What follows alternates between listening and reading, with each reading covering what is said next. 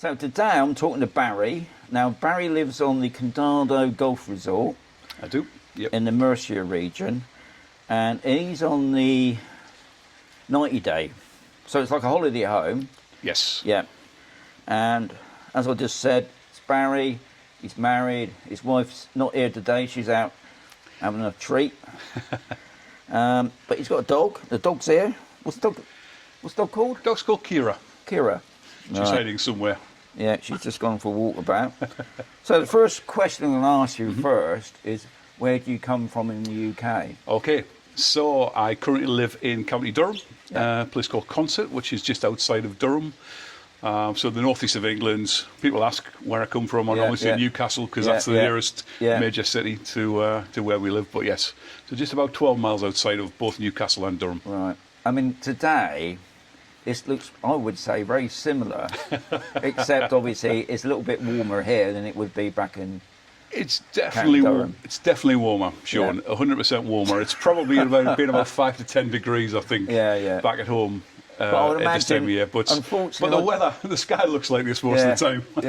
But unfortunately, out of all the amazing summer that we've had, it's just today has to rain. But anyway, that's the way it is. That's life, eh?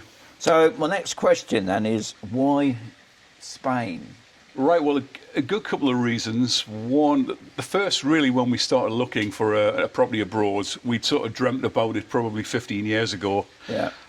Time wasn't quite right because of age and, finances, all that kind of stuff. But we started looking, it was really on the back of, there was a lot of Polaris World videos back in the day. Yeah. As you can imagine. I mean, they were they were never off the TV. I've seen those videos. I mean, they put it across as like luxury, wasn't it? Oh yeah, luxury. Absolutely. Yeah. So that kind of started off the thoughts. We got friends that live in Tenerife, and we always thought we'd end up there, to be honest. Yeah. But just by a strange quirk of fate, my father was ill back in the day, and we were supposed to go to Tenerife, and we cancelled it because he needed to have an operation, a major operation. So he was actually fine. Came through that no problem, and then we decided we'd just sort of book it was a week at the end of August. My daughter was still at school at the time, and we went to Villamartin actually. So we got to have a small drive around the area. We looked at Littoria back in the day at the golf course, which was obviously one of the other developments. And then really that sort of dream sort of disappeared quite soon after for about another 10 years. Yeah. And it was really over COVID. That's what made us start thinking about, you're 10 years older. Yeah. What's the future? And always wanted to have somewhere. And so Spain was the reason we picked this area is primarily because of getting flights from Newcastle. Yeah. Because Newcastle only flies to Alicante. Right. Or Malaga or Barcelona if you want to be in the north end. The Murcia International Airport, was that very? Unfortunately not. They used to fly there. I think Jet2 used to have a flight before COVID, but since then there's not been any flights, unfortunately, to Murcia. So, we got to drive either to Manchester or to Edinburgh to fly, which is not viable because it's 30 minutes drive to the airport for us in Newcastle if we fly over.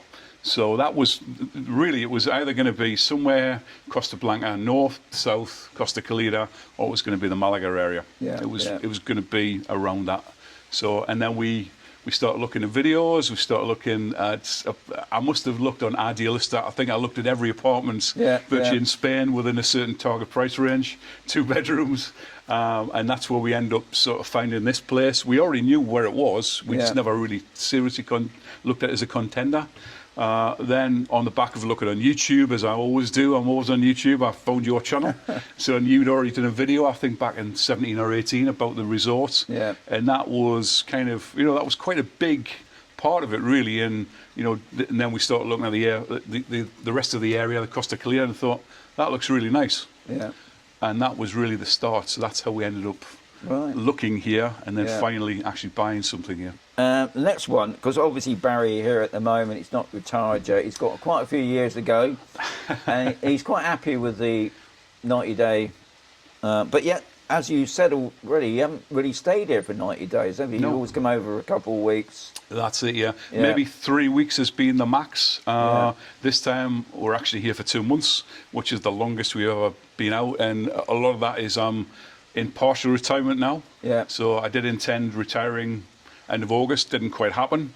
So, but come at the end of this year, that will be it. And next year, 2026, we will be doing the 2 times 90 days. Right. So that's the plan. This is sort of coming on to it. Would you move here full time? Or was it still early days? I think it's early days. I mean, we love it here. Yeah. We really do like the lifestyle, everything about it. And I think really we're going to have to wait and see how we go next year with the 2 times 90 days. You know, there are tax implications, Yeah. you know, health insurance, all those kind of things that you need to take into account as well. So I need to kind of look at all of that as a whole and then decide on. So I think we'll do the 2 times 90 days in 2026. Yeah. And then if we like it too much, we'll probably end up doing the non-lucrative visa, I think, yeah. Okay, so my next... I'll be honest, guys, when I write these things down on my little notebook, I can't read it. Anyway, I've sussed it out now. Do you find the 90-day works for you? Yes. And obviously... Yes. Yeah. At the moment, absolutely. Because of work constraints, I'm kind of limited anyway. I have a reasonably understanding boss who does allow me to, because I can work from a computer. Yeah. So I'll maybe have a couple of weeks holiday and maybe 2 weeks holiday, working on top of that holiday here. So, but it's still not the same as being in the fully holiday or retirement mode. So, but it works okay for us at the moment. Yes. So my last question is, why a golf resort and not obviously where I live on an outside urbanisation or on the Campo? Yep. So why a golf resort? Well, I think that's a really good question. A lot of that was Because probably... you don't play golf. Not very well.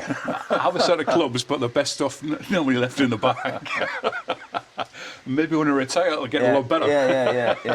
Because you need to get some sort of hobby. It's like everything, you need to practice. Yeah. So the golf resort, I like the golf resort because they do tend to be well maintained. Yeah. Of course, there is a cost of that. Yeah.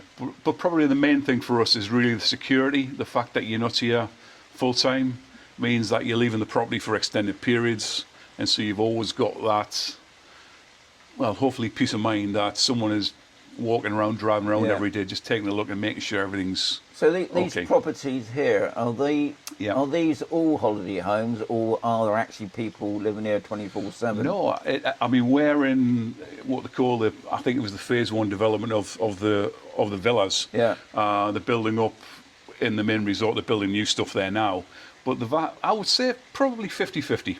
Right. There are quite a few people here. Our next door neighbours are Spanish. Yeah. The next door neighbours on this side are English, but they don't see them too often. Yeah. But there are quite a few people here who basically live here full time. And as I said to Barry, when I first come here today to meet Barry, I was stuck at security. Now, a lot of these golf resorts that I go on to, and if you watch my videos on the Murcia, I just drive in.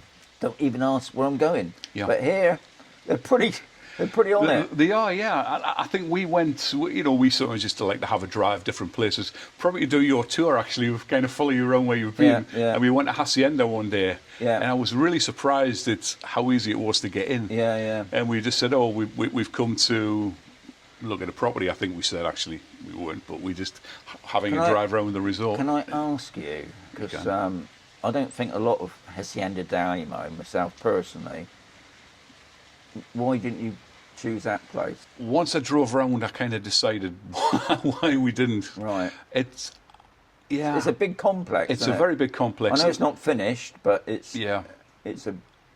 There are some beautiful villas there. There's some really, really nice villas there. But if I'm honest, they were outside of our price range. We had a target price range because when we first came here, that was in 2021, and we had a certain ceiling on the price, and this kind of fit, ideal for us, So that was one of the reasons. But actually, in retrospect, after driving around it, I'm quite pleased we came here. It's, this is really handy for getting down to the port. Yeah. Getting down. I mean, we go to Campersol a lot. Yeah. I mean, it's pretty central in it because you ain't got far for the mountains. You're not far from the 2 airports. Yep. You're not far from the beach. Yep. And obviously the Hacienda's further inland a bit, and there's not. Yeah. There's not a lot in that area really, other than Cartagena, I suppose. Absolutely. So I think it's in a pretty good location. You've got you know, the fact you've got a motorway or a dual carriageway really to the end of the resort is very good. I know you have on a lot of these ones as well, but you know, the connectivity, as you say, to the airports, you know, for us, because it's always Alicante, you can't fly, as I say, from Newcastle to Murcia International, but you know, it's another 30 minutes in the car really, so it's not too far, and it works well for us, and I think it's been a pretty good decision overall. Now, is there anything else you want to add to this? Because obviously you're looking on the outside, whereas I'm already living there. But would there be any other tips you would say to anybody thinking about buying a holiday home here in Spain?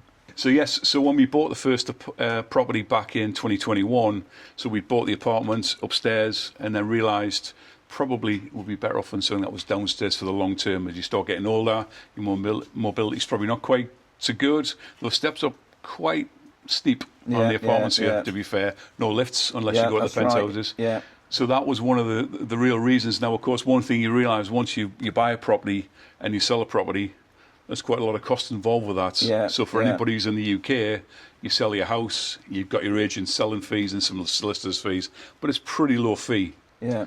You know, when you buy a house from someone, you just buy the house. It's, you know, that 12%, as everyone says, you need to work on 12% of the purchase cost in fees. Yeah. Every time you do that, you're paying that 12% again. So I think that's really important, as you mentioned, Sean, about you know, doing it. Make sure you do your homework. Make sure you're happy with buying. Because if you're sorry about that.